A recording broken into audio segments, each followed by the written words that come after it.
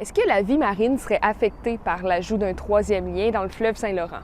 C'est la question de Sébastien, de Québec.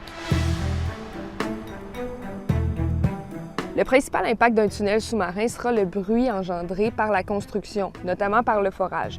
L'impact pour la vie marine sera moindre parce que le troisième lien serait un peu comme un tunnel sous la Manche. Autrement dit, les poissons vivront leur vie au-dessus de nous. Il y a des recherches assez récentes qui démontrent que le bruit produit par les humains, ça peut avoir des effets assez négatifs sur les populations de poissons et même aller jusqu'à la diminution de leur production. Ceci dit, il est difficile d'estimer avec certitude l'importance de ces bruits dans le cas du troisième lien, mais on peut supposer que la phase de construction sera une période assez longue pour qu'elle soit dérangeante.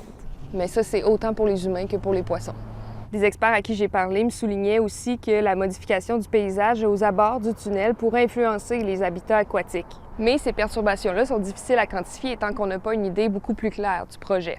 Jusqu'à présent, le montant total investi dans les études sur le troisième lien est de 59,3 millions de dollars, mais on n'a aucune donnée concrète sur les impacts environnementaux, notamment parce que le tracé envisagé a changé.